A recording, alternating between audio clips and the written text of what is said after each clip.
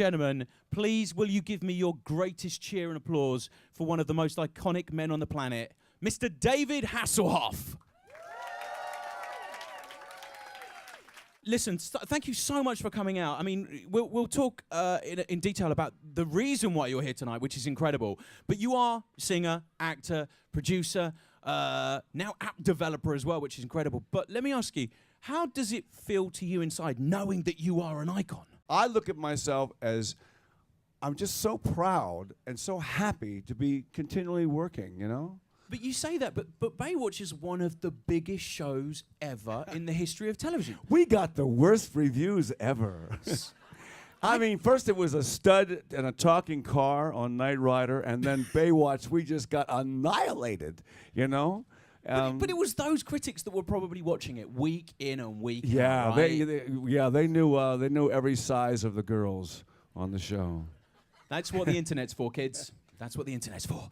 But going back, you know, and kind of dwelling a little further onto that first question, but was there a point, say during Knight Rider, that you went, hang on a minute, wow, like I am known the world over? Because some people have fame for a very short space of time and they kind of live with it and then they have to deal with what comes after that. You've never had to deal with that because it's continued. And like you say, you're very lucky. I could not get a job after Knight Rider. I mean, I saw casting breakdowns that said David Hasselhoff. We want a guy 6'4" who looks like David Hasselhoff. And I said, here I am. I look just like him. And they said, no, not you. Because after Knight Rider, I could not get a job. So I went to Austria. I found out I had a hit record in Austria called I Am the Night Rocker. I'm one person. She's from Austria. Yeah, she's from Austria. Ah, I love that song. Oh, you're so very David Hasselhoff. So I found out. Can we get security for her because she's really scaring me now? Well, there's only 4 people in Austria. and one of them's here. And one of them bought my record, so that's like a 25%. But I found out that I had a hit record in Austria from a little girl that came over to have lunch with me. And I said, well, there's my opening. So I shipped a couple of cars to Austria and sang on top of the Knight Rider car, figuring if they wouldn't come and see me, they'd come and see the car. So that's how the whole thing started, you know? So it's like, I just kind of take whatever opportunity is in front of me, you know, and just kind of roll with it. And sometimes, I mean, even the panto, it's like, it's fantastic. I mean, people say, "Why you're the Knight Rider? Why are you doing the panto?" Knight Rider. The biggest thing with guys come up to me and say, "You're a part of my childhood." That is so cool. And they said, and they tell me stories about where they were or how they got punished by you can't watch Knight Rider tonight, you know, or people from Soweto, because I went to Soweto and I talked to them, you know, before apartheid, you know, was banished, and I went to. Behind the Berlin Wall, and they were actually watching Knight Rider before the wall came down. They actually could satellite it in. They satellited into Iraq and Iran. I'm serious. So I mean, it's so bizarre that we're all killing each other and we're all fighting around the world, but we'll all sit down and watch MTV, watch the World Cup, and watch Knight Rider and Baywatch, and we all get along, right? And that's what the internet's about. That's the power of the internet. The power of the internet is not to somebody to go on. We know when there's a jerk on the internet. We know when it's a positive thing. And if we use it in a positive way, man, we can stick together. I mean, how many people still want to live by Knight Rider rules? One man can make a difference. You can make a difference. If you make a difference in your own life, you make a difference in everyone else's lives. You guys have made a huge difference in my life. And why do I do panto? Because I'm saying thank you. And who comes? Families. And they see Peter Pan. And they go, what's this about? It's about believing in yourself, and you can fly, and you're not going to grow up. It's awesome. And it keeps me young, you know, and it keeps me like super humble. And so when I say, do I look at myself as an icon? No, I look at myself as a humble human being who's my father's son who says, thank you, you know, thank you, seriously, you know. Going back to Knight Rider, because Knight Rider was part of me growing up, and I own the DVDs now as well, and it's an incredible... Did you have a Knight Rider tricycle with a little scanner on it? Here's the thing, right? One Christmas, I had a fight with I knew it. Everyone tells me these stories. Yeah. I love this. Go I ahead. had a fight with my cousin, because he had the Knight Rider car, and I didn't get one.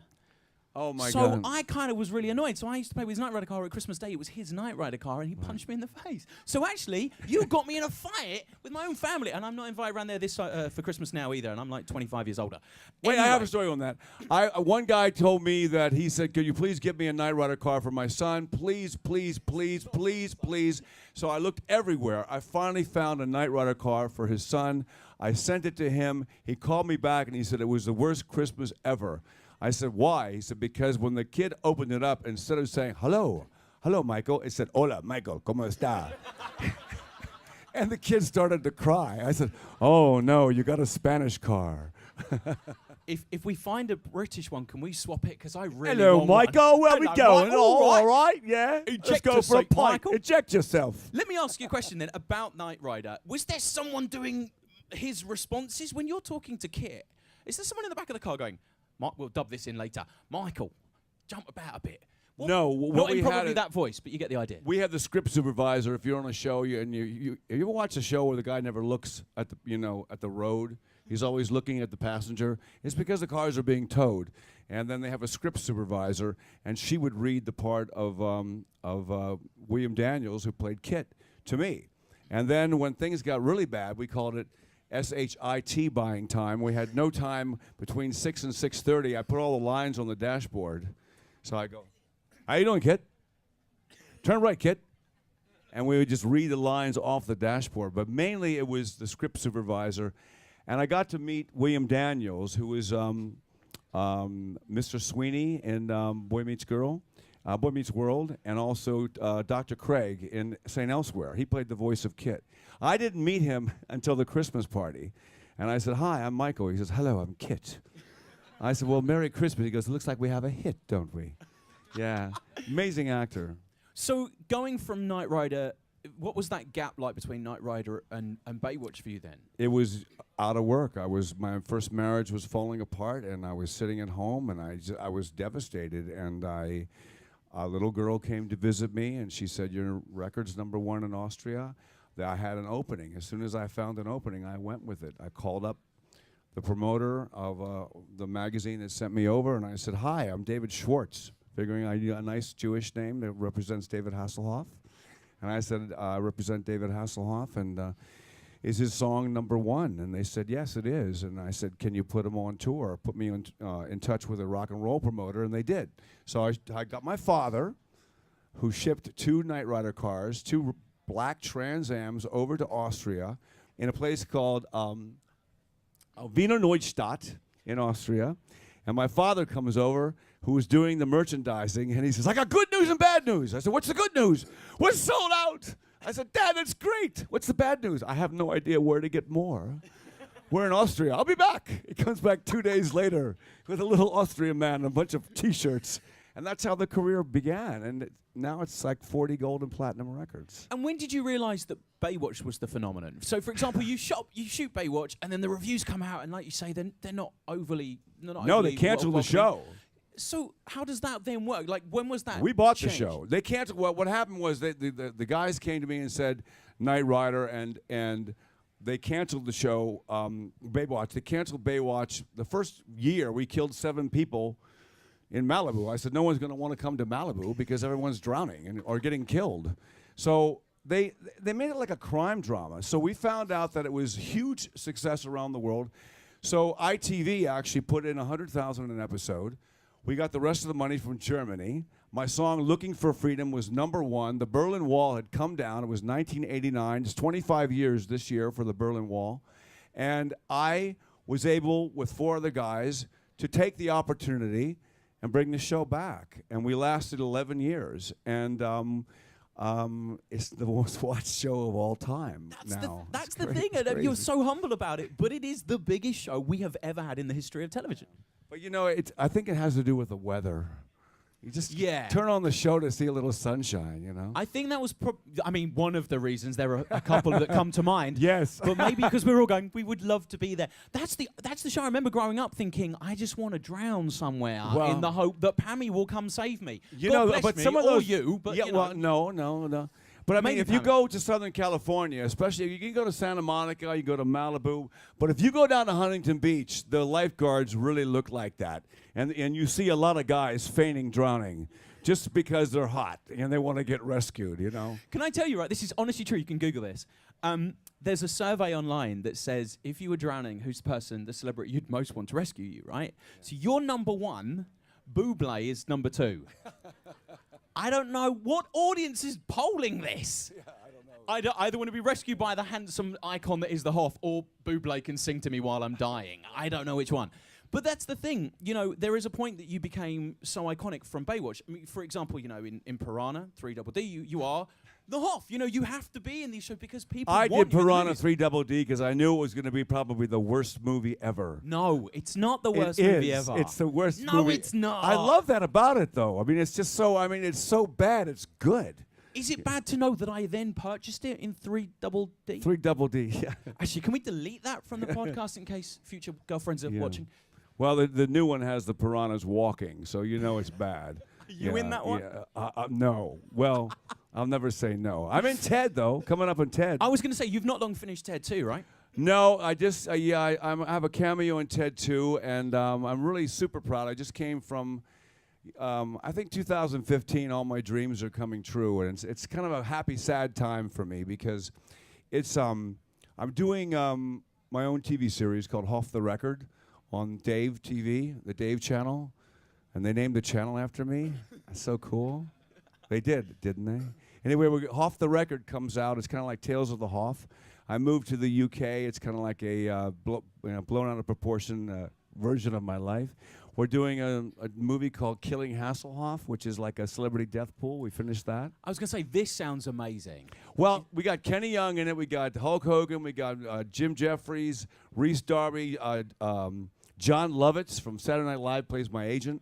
And it's basically, you know, kind of like there's a big death pool of people that have kind of been in trouble at times, like I have, and in the press. And they think that, you know, they vote on who's going to die first, and they decide to cash in, and they chase me to my house to kill Hasselhoff. But you'll be hearing a lot about it. It's really, really funny. At which point, though, and this is a really difficult question to ask, because you don't take yourself seriously in terms of what you do. In fact, you know, going back but that's amazing. A person who's been in the industry as long as you don't find they are this humble or relaxed about their personas.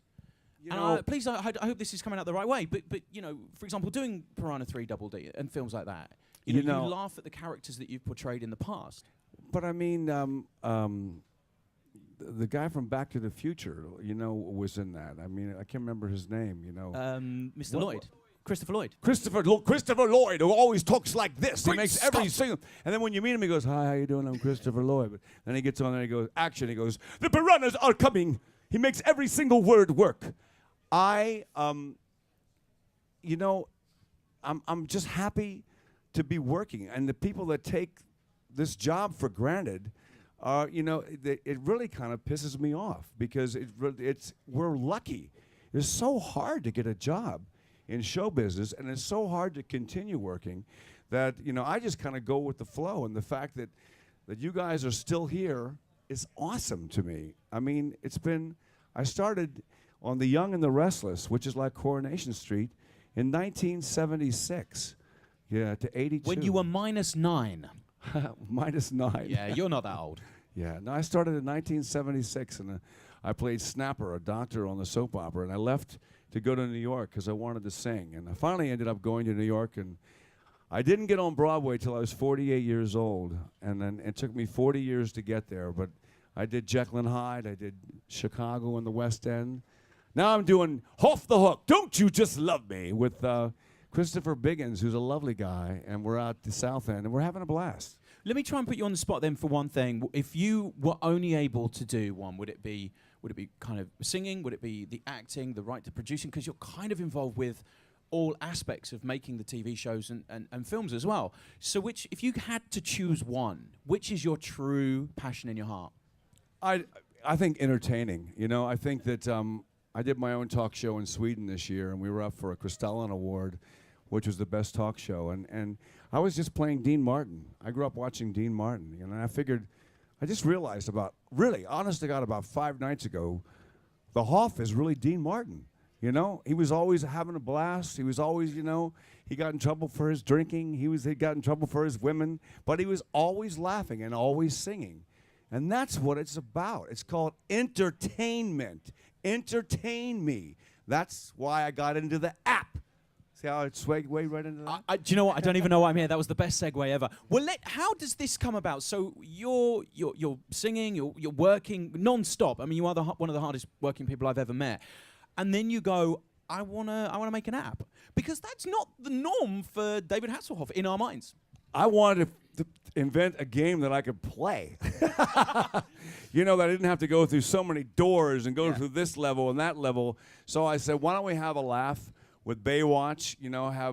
Have the Mitch Buchanan come out in the Knight Rider car and kill my favorite thing, is Zombieland. I mean, The Walking Dead and zombies is like, it doesn't get any better than that for me. I love zombies. So we put a few Baywatch babes and a few agents and managers as zombies, and we made a game. I was doing a thing called Hasselhoff for PlayStation, and we had a Hasselhoff competition like Britain's Got Talent around the world. I can't dance, so I invented some stupid little dance, and then all these kids played, and the guys who developed it, they said, would you like to do your own game? And I said, sure. And they said, well, how much money do you want? I said, I don't want any money. I just want to be a part of the game. So we developed the game that's based on Baywatch, Knight Rider, and something I take a lot of heat for is my singing. So the ultimate level, when you finally open up all the chests and get to all the weapons and get to the final, I sing people to death. I kill zombies, and they're dead. Dead. I want that as my ringtone. Yes, that's it. You want that as the zombie death song. Who's on the phone? It's ringing again. Hoff! Can we do that for the rest of the show? Can I play it? Can I play this game? Is that all right? Can I start playing? I think you guys might be able to sit. Can you see it up there? Okay, cool. All right, let me just kind of get up. We used to have this, surf's up, brain dead. Okay. Do you want to kind of talk them through it while I play? Yeah. You want to talk kind of what I'm doing? I think it's only like 69 cents or free. But we're supposed to say, surf's up, brain dead, and the zombies are coming out of the ocean. And you just press up and down on the feet to move it, and you kill the zombies. Right. Zombies are coming. The zombies are, where are the zombies? Yeah, there they come. They're coming from Southend. They just saw my panto. Help me, help me. If they were coming from Southend, they'd have more legs. Yes. That's a Southend joke. We're going to cut that. And the crabs down here, do they have the coins? The crabs have coins? Yeah. Okay. And then the more zombies you get to pick up the coins, and it opens the chests. And if you open the chests are synonymous with Baywatch. And you open the chest, there's money in there. Woo! And then you get on to the next level. And, we're just getting going with this thing. So we want to try and invent something that's from people from 5 to 85 can play, and you can play it on the tube and have some fun. It's quite addictive. From my girlfriend, I can't get her off this game, which is not. Okay, we're gonna play one more time. It's genius. It is genius. That's the thing. What I really love about it, it's kind of what you said earlier. It's not a game that you need to study. No, for 15 I come from hours Space before Invaders, you can press play. And Pac-Man and Centipede. So it's just kill the zombies, but it's people who have seen the game and played the game love the game. But I mean, it's really easy. When was that moment though that you decided this is what I want to do? I always like to stay fresh with the kids, but then I found out that people who really play the games are not just the kids; it's everybody, I was going to say games are more popular now with older people. Everybody loves them. We all love games. I'm still known from the kids, and I was in SpongeBob SquarePants. I was going to say. I mean, when that came around, my agent goes, "You want to make a movie about a sponge?" And I said, "Yeah, it's only the number one, cartoon character on the planet. It's SpongeBob is bigger than Mickey Mouse." I saw recently though I want to call it an animatronic. I'm not entirely sure what it was. They had a mold of you, and it's about 15 foot long, which they made for the movie that they kind of had to use. Right. And they auctioned it. And I was trying to find out how much it went for. But starting bids for like a 15-foot Hoff was something like $30,000. Yeah. We ended up not selling it because Can I have it? It's no, I thought maybe like when I die, I'll have a big, like on Hollywood Boulevard, visit the Hoff, Like a 15-foot version, Yeah. just laying down They the Walk actually of built- Fame. Well, it was a $100,000, 12-foot, 750-pound version of David Hasselhoff in the water, and they used it for the SpongeBob SquarePants movie, and I asked them, "What are you going to do with it?" And they said, "You want it?" And I said, "Sure." So it was in my house for a few years. Scared a lot of people. Have you ever, have you kind of had stuff from each of the shows you've done? Have you been able to keep certain things? I mean, Yeah, to that's where we keep a just had a prop. big sale. We had a big sale. Most of the money went to the Race for Life Foundation. I do a lot of work with kids and stuff, and so we sold most of the stuff. Not most of the stuff, like a third of it, but we even sold a Knight Rider car and Baywatch games and different awards we had gotten because it was just getting overwhelming, and the money went to a good cause. But no, it's just I've been around for a long time, and I just feel like I'm just beginning. I'd love to do something like Flint, or the American James Bond. So I'm working on that. So Oh, you'd be an We'll see. amazing Bond. yeah, we'll see. Daniel Craig's not gonna being- last forever. You can't have an American Bond. You could, I don't know, really? You don't No. think so? Do your best British Bond voice. Yeah. No, Sean Connery. No. Yeah. Let's do this for the rest of the interview. Yeah. Shall we open the questions? I can't do it for the Sure, it sounds like I'm guys. gonna be rude. Please. Who Can you has hear a us out question there? for the Hoff? Yeah. Can we go? Do we have a? There we go. This guy at the back was the first person to put his hand up, and he's been waiting a long time. Hello, sir. What's your question? Can I carry on playing the game? Do you mind? No, you can go for it. Thank you so More than much. welcome. Hi there, David. Good morning. Massive fan. All I really want to know is Knight Rider going to come back in a film? I know it's with the Weinstein studio at the moment. I know they've got the rights. I know Glenn, he's unfortunately just passed away, but is Knight Rider going to come back? I really want to know that. I just read the script recently, and it's going to be like 22 Jump Street. It's going to be a send-up of Knight Rider, and I tried like hell to keep it cool, because I kept saying we have a franchise that'll go on forever. I was the one that actually brought it back to NBC, and they said, we love the idea. We love the new Michael Knight. You're going to be like the Devon character, but the bad news is we don't want you in it. And I went, wow. And it was another awakening of Hollywood for me, and I kept saying, well, I don't have to be in it. Let me just fix it. So it's got heart, humor, and action, and they didn't want me a part of it, so it died. And the cool thing about it was everybody who watched Knight Rider all over the world came up to me and said, what's this new Knight Rider? It's not Knight Rider. They tried to fix it. And I was really disappointed because I thought it was going to be great. I thought, well, this is going to go on forever. And it would take all the kids that grew up watching the show would now bring their kids involved. And I'd be like Devon, who passed away, Edward Mulhare, who is from Cork, Ireland, dear friend. And then I was partners with Glenn. And then Glenn, then I lost the rights and went to the Weinstein Company, and they said we're going to make a comedy. So I'm sure it'll be funny, but it won't be Knight Rider.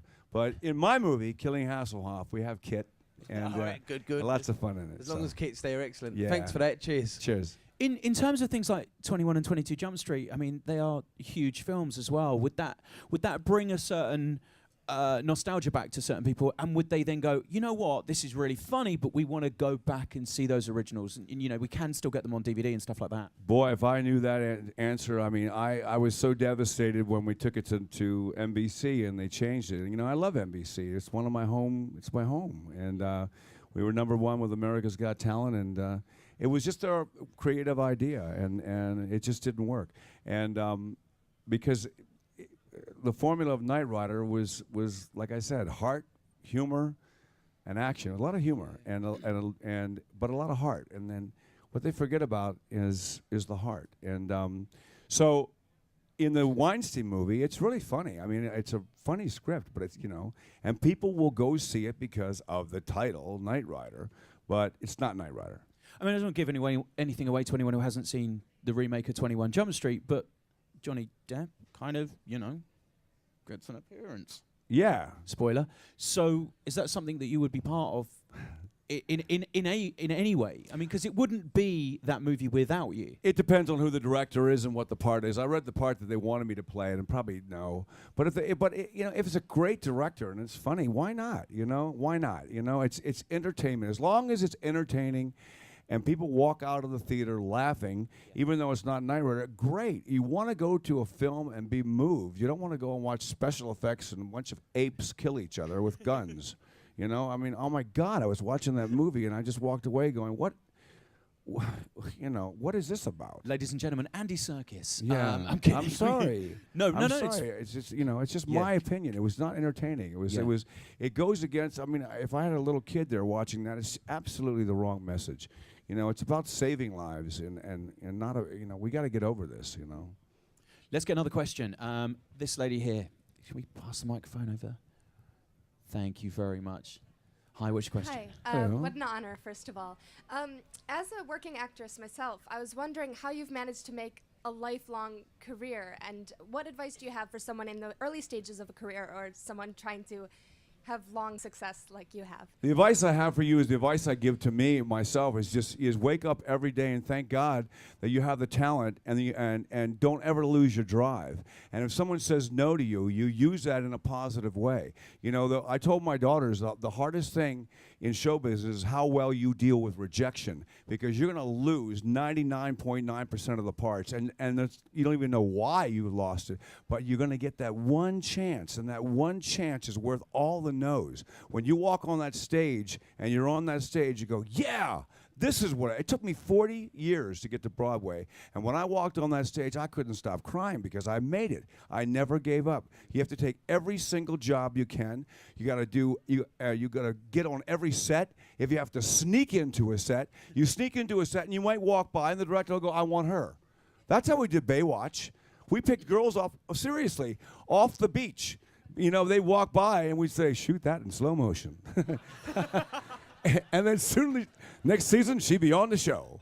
You know, can she act? Who cares? Shoot her in slow motion. And you know why we did slow motion? Because we had no money. We were like 8 minutes short. So we shot everybody in slow motion, and we were still short. So I said, shoot the freaking titles in slow motion. And we went, we got it. We got 48 minutes. Yeah. 11 years later. Why? Because it's like, you don't step over dollars to pick up pennies. You just pick it up. You take what's in front of you, and you never let anybody get in your face, you know? And you know, it's just, I mean, I've had stuff that's happened to me. Even this last Knight Rider thing that happened to me was just mind-boggling that they didn't want me in the movie. I'm going, that's crazy. But it just gave me more incentive to keep going, you know? And as they say, I guess the best one is success is the best revenge. Just keep going, you know? And look at me. Look at what's happened to me in my career. It's been up and crazy and down, you know, but it's always been positive. My daughters and I are extremely close, and I've had a great life, whatever they say in the press. But they say that in the press. Why? Because it sells tickets. You know, the funniest thing is I was working with Piers Morgan and Sharon Osbourne, and they said the Daily Mail wants to do an interview about them. And so we know what Sharon and Piers said? Trash us. Say horrible things, because if you say something nice, they're not going to print it. So I went, So I said, well, Pierce is hard to get along with, and Sharon's kind of stuck up, you know. And it was all over the Daily Mail. The next day they went, yeah, good, mate, that's it, you know. It's all a big game, you know. But get involved in everything you can, you know. I mean, read everything. Get involved in every possible thing you can do. One thing will lead to another. My first job was in an industrial film, choking. And I didn't get the part because when you choke, you're not supposed to make a noise. But there was an agent there. And he came to me and he said, would you like an agent? I got an agent from that stupid little commercial. Yeah, so. Can I just thank you and shake your hand for Cheers, guys. slow motion? Just personally, thank you so much, buddy. Let's get another question. Let's go this side. We haven't had a question from this side. Let's. There was someone. Really? Now you've all gone shy? Wow. I don't know if you heard that, but this woman over there just went, I ain't shy. I want him. I ain't Austrian either, I'm sorry. Oh, hello. No, definitely not from Austria. If he gets good. No, but We'll get obviously- subtitles for Yeah. him. It's fine. Obviously a big fan of the Night Rocker album and your music in particular. I was wondering, what is your particularly favourite song? I'm very keen on the nice cheesy ones like Je T'aime And You're Tim. Wow, you know my stuff. Yeah. isn't that fabulous? Well, there's a record that I did with Frank Wildhorn, Leslie Brickus and him. Leslie Brickus wrote Charlie and the Chocolate Factory. He wrote Scrooge, which is playing about 100 times a day in my house because of my Welsh girlfriend. Thank you very much. Thank you very much. That's the nicest thing anyone's ever done for me. I love his music, and they wrote a song called This Is the Moment. I actually sing it in the panto, and I did an album called The Romantic. It's called This Time Around. It was written by mostly that song, This Time Around, is kind of like my life story. This time around, I'm going to make it. This time around, I'll make it last. So it's about the second time around getting it right. And that's what that kind of my life's about. Do you feel that, though? Do you feel like you kind of didn't get it right the first time? No, but it's a good song to sing. I feel like a lot of that I'm a lot smarter now, and that I wouldn't take things so personally. We take life so seriously that you can't take life. Once you realize that life isn't fair, no matter what happens, it's not fair, and you don't take it personally. Man, that's a big one, because that's what we all get in trouble with: alcohol and booze and gambling and depression. How about depression is such a huge thing. Look what happened to Robin Williams. He made the entire world happy, but he couldn't make himself happy. That's what we got to look at. Why can't we be happy, And my girlfriend is one of the happiest people ever. And I look at her, and I learn from that. It makes me stop and wait. Be happy, And that's kind of what it's at for me. What was that? We'll move off the subject, because obviously it's a very touchy subject, and I kind of dwell on that. But what was the defining moment that turned it around for you? Was there one particular moment you went, hang on a minute, and you snapped and went? No, it's kind of still coming. I still get hit with it in the face every day, But you got to laugh at it. You got to laugh at It's not how hard you fall; it's how fast you get up, And sometimes, I just fell the other night. I was on the panto. And I was feeling great. The show's doing great. We're breaking all the records. I can't wait to get out. And I blew the whole show. I messed up my entrances, my exits. I forgot my lines. And I came back into my dressing room, and the director came in, and I just said, wow. Boy, was that a wake-up call. And the next show, which was in about an hour, I had the best show I've ever had. Because I realized, don't take this for granted. This is an audience out there. They're paying their money, and do the best you can, and it was fantastic. So never look back. So let's talk about what's next for you then. I know you touched on it a little bit, but let's What's talk about next is finishing the panto. We run through January 13th, and it's really good. Christopher Biggins is worth every dime. The show's great. Then I come back and I finish editing Off the Record. Same people that did An Idiot Abroad with Ricky Gervais, You and Me Productions. So we've got a really good crew behind us, and we're going to be on the Dave channel, which will be sometime in May. We'll be at Leicester Square, probably premiering the show. We're coming here with Killing Hasselhoff. I've got Ted coming out, and I've got a crazy video coming out where I was in Justin Bieber's new video, which is kind of bizarre, but we're friends, and he's a lovely guy, and no matter what you read about him, he's got a heart, and he's a super cool guy, and so he asked me to be in his video, and I asked him to be in the movie, and we did both. Can you say what you do in the video, and can you say what he does in the movie? Are you allowed to give it away? I can't say what he does in the movie because it's illegal. No, it has something to do with the kit car, but it's really fun. And it's amazing that I actually got him because he didn't have to do that, and he's a lovely guy. He really is. And then, the press, got all over him like they've gotten all over all of us. But underneath of it, he's just a cool guy. He's just growing up. I was going to say, your career, looking at him and making mistakes is part of life, right? And he's made a couple, but he'll grow from everybody them. Makes mistakes. We just get it's just like played 11 million times on the internet. That's the problem. Over and over and over and over and over and over and over. It only happened once. So, but he's a cool guy, and his video, I'm not sure when it's coming out, but it's him and Cody Simpson, but it's a cute video. So I'm just kind of doing what I want right now, and we'll finish the panto, and then actually we go to Finland to do a Finnish talk show, which is like the Swedish talk show, and then we're opening up a beach resort in Bali called Basque. And so we shoot down to Australia to do that. I'm available to help out with that one. If Yeah, we need a host to come on down, bask in the sun. I've got the premiere in May. Did you say? I'll host that, and then we're going to Bali. Yeah, definitely host the premiere for sure. It has been nothing short of a pleasure. Thank you, you so much, ladies and gentlemen. Please go crazy. Thank for you the all very much. legend, We'll Mr. David Hasselhoff. We're hanging around for a little bit to sign autographs and take pictures. So come on and get me while I'm hot, because I got to get back to Southend-on-Sea. Don't you just love me? Thank you very, very much. Ladies and gentlemen, David Hasselhoff. Check out the game. Cheers, guys. Thank you. Thank you to Al.